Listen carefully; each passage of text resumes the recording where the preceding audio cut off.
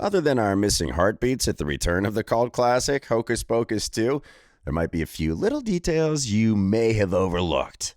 Did you see the red-winged blackbird turning into the witch mother? How about the details in the background of the magic shop? Worry not if you missed it, because in this video, we've got your back. Let's take a quick look into the world of Salem so you don't have to rewatch the entire movie to cure your curiosity. Tony Hale's little quirk, the opening scene. First off, all hail Tony Hales, the Emmy Award-winning actor from Arrested Development and Veep. The die-hard comedy fans must have recognized him immediately as soon as he appeared on the screen. But what might have you missed? His subtle comedic input in the opening scene of the film. We're so happy to be introduced to Reverend Trask, one of the roles that Tony Hale's playing in the old day Salem as he's walking enthusiastically towards a young, naive Winifred. While advancing, he looks down towards a Puritan woman right at the front of the crowd who is concealing her cleavage with her right hand. Definitely not a good introduction with the Reverend, and that too in 1600s Salem society, but the scene served as an apt context for the patriarchy. Reverend Trask, a.k.a. Tony Hale, expresses a disgusted sigh. Given the slightest indication of both impressions, he is offended and embarrassed. This first impression is hilarious as it gives us a subtle moment of physical comedy.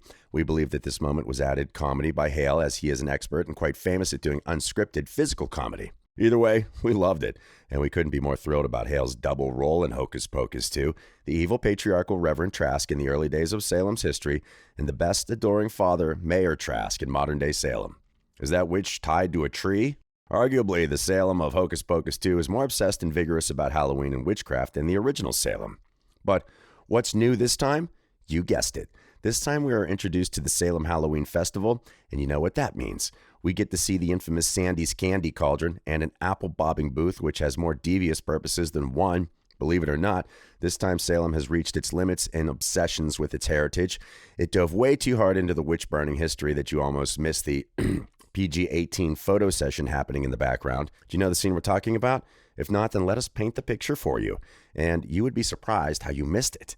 It's Becca's birthday, and she's walking to the magic shop with Izzy. This is when Mayor Trask stops them both to wish Becca a happy birthday. And right at this moment, in the background, you can see a witch. But what's odd about it? It's hilarious. A woman is tied to a tree in the back dressed as a witch with a pyre just right beneath her, and she's posing for pictures like there's nothing out of the ordinary about it. Given that Tony Hale is presently busting up on camera, it's simple to overlook the minor but important moment that is barely visible in the background. We know the true fans probably didn't miss the terribly funny scene that was going on behind the two young women. The devil is back, but what's new about it? Before we tell you a little detail that you missed, let's take you back to the original classic scenes of Hocus Pocus. The best of all, when Satan kicks the Sanderson sisters out of his house, the obviously perverted devil, his eerie-looking, clearly disappointed wife, and how can we forget the constantly barky dog? Now, in 1993, the famous Gary Marshall appeared as the devil in an uncredited appearance. His real-life sister and actress Penny Marshall played his wife, whom the sisters mistake for Medusa owing to the curlers in her hair. Unfortunately, both of the stars passed away without getting a chance to reappear in Hocus Pocus 2.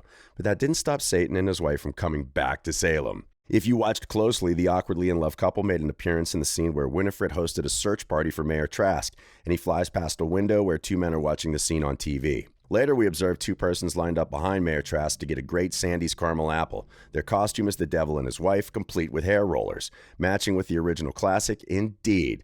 When Tony Hale leaves to stop Cassie's party, he asks them to keep his place in line. When he returns, he finds them contentedly eating caramel apples on a bench. What could be more devilish than munching on caramel apples like a freak? But that's not all you missed, our dear viewers. Drag queens, era-modified insults, and even Billy Butcherson, Hocus Pocus 2, didn't hold back. So don't go anywhere because there's still a lot to see. RuPaul's Drag Race in Hocus Pocus 2. We're sure the fans must be screaming, crying, and shaking when they saw drag race queens on the screen. And quite frankly, it's the perfect fit. Who better to take on the original witches than them? So when the Sanderson sisters crash look-alike Halloween competition for themselves, they encounter Ginger Minge, who is dressed as Winifred, Kamora Hall, and Combreed. And obviously, the notorious quirky drama queen Winifred hurriedly banters with Minge. Doesn't she just give some of the best Sanderson look of the competition? Also, did you know that Anna Fletcher curated the characters for Ginger Minge and personally invited her to be a part of the movie? Ginger Minge received praise from Bette Midler for her outfit and was encouraged to continue playing the part. We loved and adored it. Billy, the lover in the Butcherson, is back. We don't know if you've noticed or not, but from the original actors of the classic cult movie, Hocus Pocus, only 4 actors returned for the second film, and one of them is the great Doug Jones. Yep, You got that right. Billy Butcherson, a.k.a. the ex-lover, a.k.a. the kind, gentle zombie, is back. When the film opens up, we see Winifred instructed to betroth John Pritchett, but how could she? Her soulmate is Billy Butcherson. Don't you remember the scandalous kiss they shared in the graveyard? Hello? Love much? And now Billy Butcherson has been brought back to life once again for the Sanderson sisters. The recurring joke in the movie is that this time, Billy wants everyone to know that it was just one kiss and not a serious relationship. Betrayal and drama. But we know what you're thinking. The real question is, how in the seven hells did he manage to look that young? We will have you know that the costume crew utilized the real wig from the first movie and made an equivalent prosthetic for his face. The wonders of technology, we must admit. Insults, but make it era appropriate. We're sure that this little detail you must have surely missed. Even though Hocus Pocus is mostly a campy comedy, the film's emphasis on women shouldn't be disregarded while analyzing its popularity. However, the original movie is loaded with comedic tidbits, which is definitely what made the movie a cult classic. The fact that Hocus Pocus is a comedy and not a scarefest, despite a few eerie moments, may be the main reason for its comeback. Now, you know Hocus Pocus 2 follows the same trajectory. Fan-favorite jokes to carry forward the comedy and give you a tedious laugh. But what bits did it adopt from the original? While witnessing his lover's into enemies nemesis, Billy does not hesitate to call Winifred a withering hag. We mean it is justified enough. After all, Winnie did poison him and stitched his mouth shut. But here's the catch. The eager fans of the first film should instantly identify this insult, as Thackeray Binks makes his last stand in front of the sisters by yelling, "You hag!" Sisters, did you hear what he called you? The great Winifred Sanderson responds. So, as you do, they immediately transform him into a cat. Winifred, like many misunderstood women, is content to reclaim the term as the sisters search the high school for Max, Danny, and Allison chanting, "Hag tracks." The writing team did a good job of including the slur because hag would have been a common phrase at the time. Did you know that in Shakespeare's play Richard III, the title character truly calls the antagonist a withered hag? Perhaps Billy picked it up there. What do you think? Let us know in the comments below. Easter eggs in the magic shop. Well, the modern-day Salem had to pump up on aesthetics. So what did they do? Turned the Sanderson sisters' creepy old house into a cheery magic shop owned by Gilbert. Yes, Gilbert, the cobweb owner. Now, Disney teams are masters in pertinent details. Therefore, viewers should pay particular attention to the decorations displayed in the background of this Disney movie.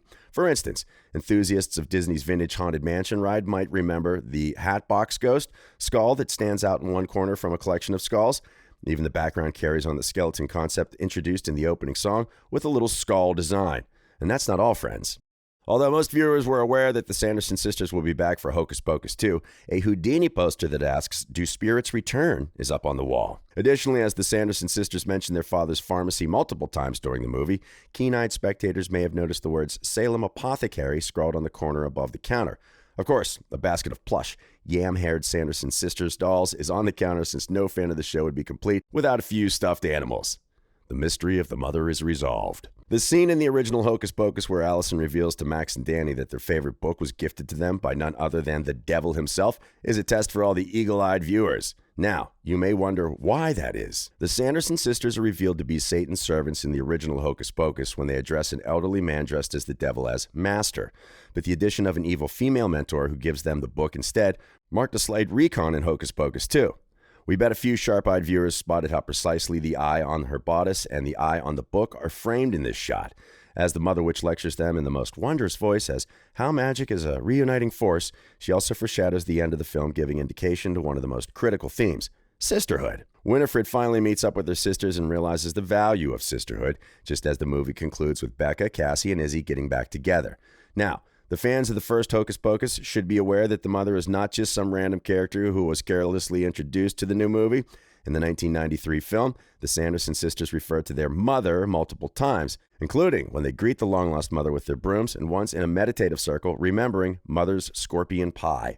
Beyond that, the opening scene of the movie shows a red-winged blackbird as it passes across Salem. The bird subsequently changes into their witch mother. Given that the red-winged blackbirds are considered to be guardian spirits and are symbolic of change and enlightenment, using this specific bird seems like a conscious decision. Are you surprised? Did you notice the discrete symbolism? Tell us about it in the comments. And that's all for today's video. If you enjoyed it, give us the thumbs up and don't forget to subscribe. And thanks for watching. Until next time, bye.